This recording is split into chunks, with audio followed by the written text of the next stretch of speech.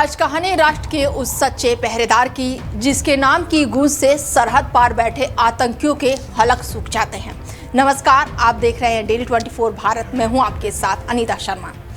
कूटनीति के शिखर पुरुष, आधुनिक भारत के चाणक्य और वो महान योद्धा जिसने अपनी पूरी जिंदगी सिर्फ और सिर्फ मां भारती की रक्षा में खपा दी। दुश्मन के घर में घुसकर उसे उसी की भाषा में जवाब देने वाले भारत के जेम्स बॉन्ड अजीत डोभाल की शौर्य गाथा देखिए इस खास रिपोर्ट में। उत्तराखंड के पौड़ी गढ़वाल की पवित्र देवभूमि ने 20 जनवरी 1945 को एक ऐसे सपूत को जन्म दिया जिसकी रगों में खून नहीं बल्कि देश प्रेम दौड़ता है। अजमेर मिलिट्री स्कूल के कड़े अनुशासन और आगरा विश्वविद्यालय की उच्च शिक्षा ने उनके भीतर के रणनीतिकार को गढ़ा।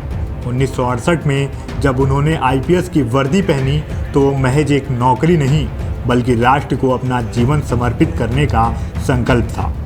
सिर्फ 4 साल बाद इंटेलिजेंस ब्यूरो यानी आईबी से जुड़कर उन्होंने वो रास्ता चुना जहां नाम, पहचान और जान तीनों दांव पर होते हैं। कल्पना कीजिए उस जिगर की जो दुश्मनों के गढ़ में 7 साल तक उसी का भेष धर कर रहे। डोभाल ने पाकिस्तान के लाहौर में एक मुस्लिम बनकर ऐसा अंडरकवर ऑपरेशन किया जिसकी भनक दुनिया की किसी खुफिया एजेंसी को नहीं लगी। जब पाकिस्तान छिपकर मौत का सामान यानी परमाणु बना रहा था तब ये राष्ट्रभक्त भिखारी बनकर उनकी सड़कों पर घूम रहा था। नाई की दुकान से पाकिस्तानी वैज्ञानिकों के बाल चुराकर भारत लाना और दुनिया के सामने पाकिस्तान के नापाक न्यूक्लियर प्रोग्राम को बेनकाब करना ये कोई फिल्मी कहानी नहीं बल्कि अजीत डोभाल के फौलादी इरादों का सच है। चाहे देश के भीतर उठने वाला आतंकवाद हो या सीमा पार से आने वाली साजिशें, अजीत डोभाल हमेशा ढाल बनकर खड़े रहे। 1984 में जब स्वर्ण मंदिर में आतंकी छिपे थे तब जान की परवाह किए बिना रिक्शा वाला बनकर वो अंदर घुसे और आतंकियों का काल बने।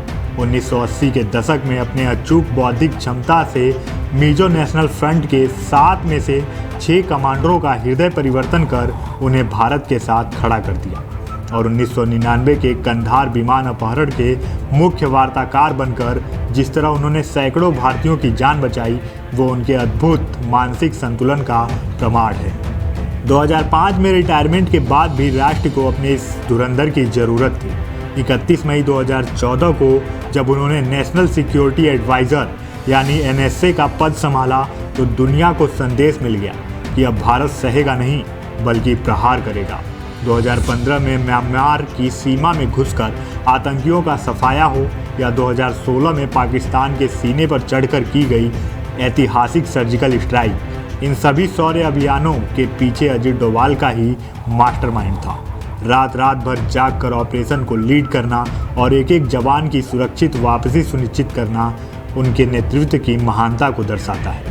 एक साधारण पुलिस अधिकारी से लेकर देश की सर्वोच्च सुरक्षा के मस्तिष्क बनने तक की उनकी यात्रा हर भारतीय का सीना गर्व से चौड़ा कर देती है।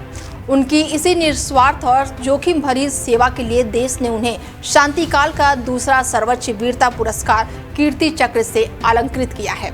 अजीत डोभाल सिर्फ एक व्यक्ति नहीं बल्कि दुश्मनों के लिए एक खौफ और भारत माता के लिए एक सुरक्षा कवच है।